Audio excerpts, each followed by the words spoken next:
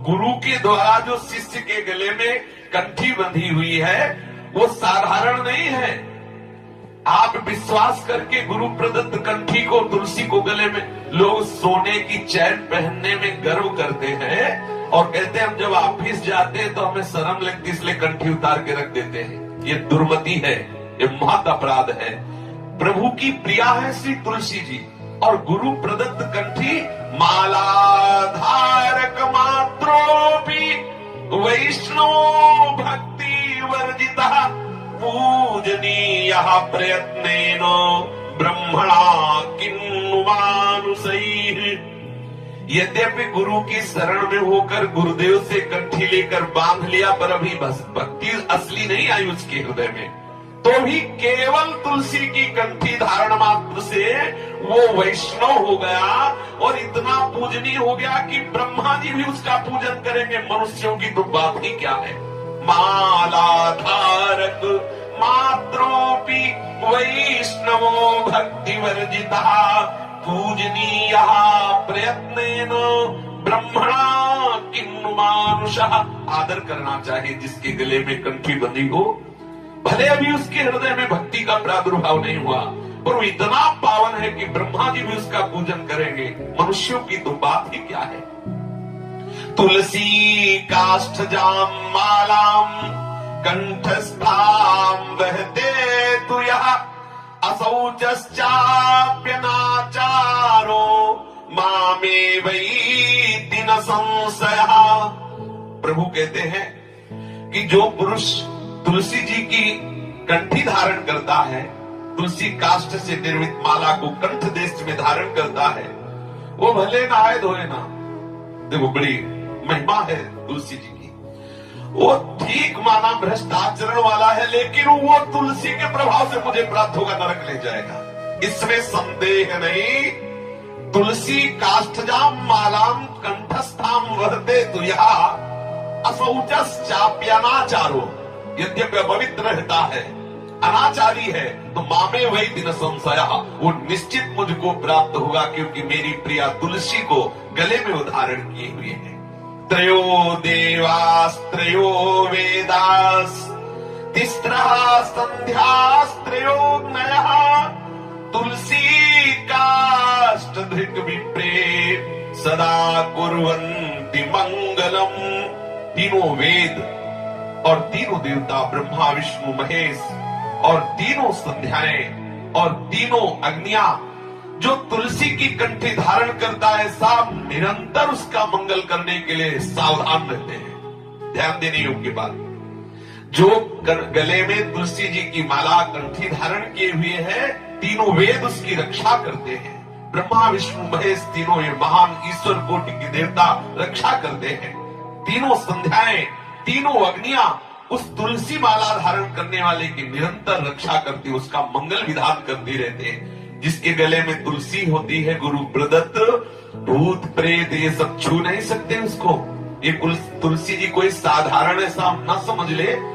यहां तक शास्त्र में लिखा है कि जीवन भर पापाचरण किया और वो मर गया और उसकी जब चिता जल रही हो, उस चिता में यदि तुलसी काष्ठ मिला दिया जाए तो उसकी अधोगति नहीं होगी, वो नरक नहीं जाएगा।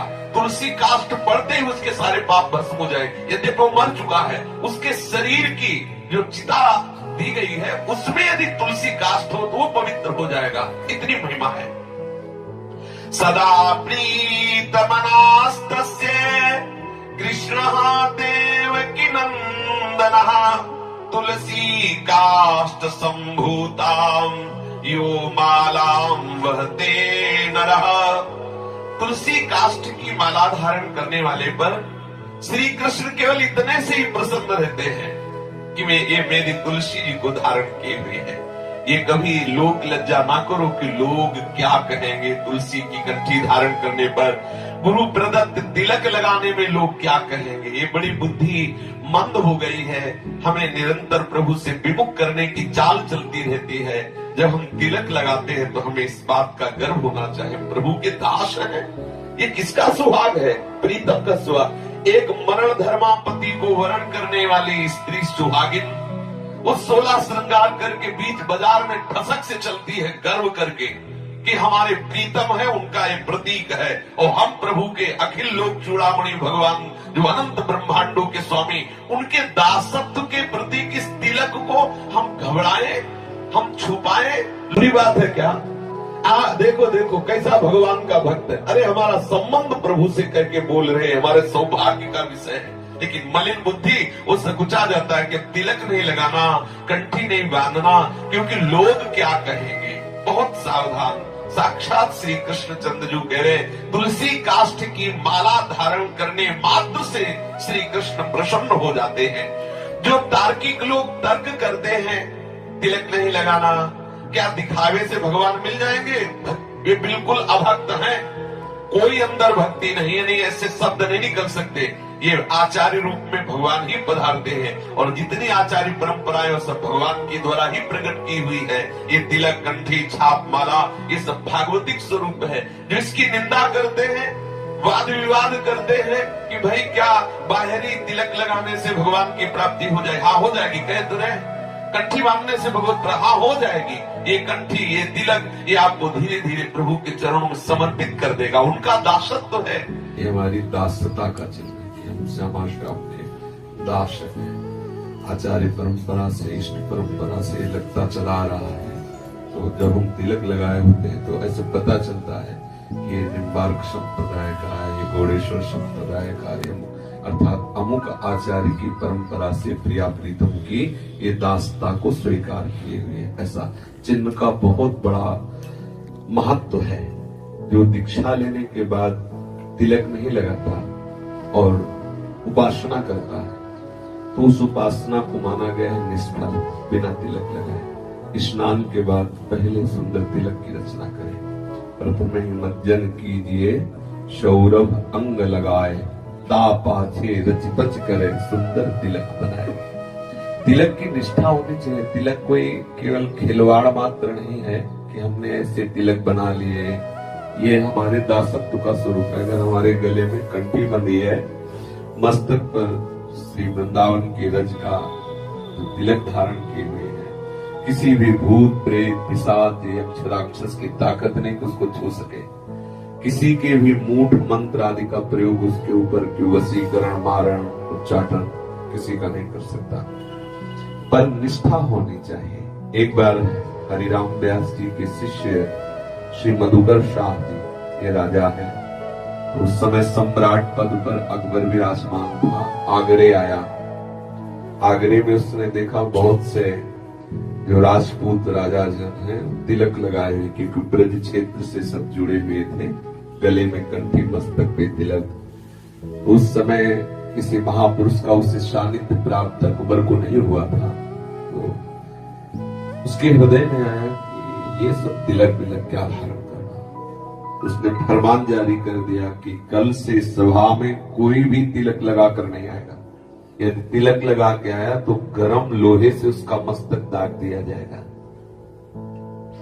मधुकर शाह जी ने सुना, घर आए, विचार किया कि अखिल लोक ब्रह्मांड के साहब की दासता का चिन्ह एक मुल्क का बादशाह मिटा दे, ऐसा नहीं हो सकता। जो साधारण भक्त थे उन्होंने सोचा कोई तिलक ही लगाने से थोड़ी भक्ति होगी, 2-4 दिन नहीं लगाएंगे, जब ये आगरे से चला जाएगा तो फिर लगा लिया करेंगे। लेकिन मधुकर शाह ने विचार किया कि प्रभु की दासता का चिन्ह गुरुदेव के द्वारा दिया हुआ है, मेरा गला कट जाए तभी ये बंद हो सकता है, अन्यथा नहीं। तो वैसे वो बगल बंडी पहन के जाते थे, और उस दिन केवल नीचे धोती पहनी, ऊपर का वस्त्र उतार दिया और 12 तिलक लगाए। 12 तिलक बड़े हुए लगा के सभा में पहुंचे। अकबर ने देखा। अकबर ने कहा, तुमने हमारा फरमान नहीं सुना? हमने कहा था कि जो तिलक लगा के आएगा तो गरम लोहे से उसका मस्तक दाग दिया जाएगा। बोले, सुना। तुम अब हमारी बात सुन लो। तुम एक मुल्क के बादशाह हो, अनंत ब्रह्मांडों के बादशाह का दासत्व का चिन्ह है। और तलवार खींच ली और कहा, किसी में ताकत हो तो इसे मिटा के दिखा दे। जब तक जीऊंगा तब तक कोई हमारे तिलक को नहीं मिटा सकता। जब हमारा गला कट जाएगा तभी कोई ऐसा कर सकता है। आज उनका वो भगवत आवेश में बोलना कांप गया अकबर।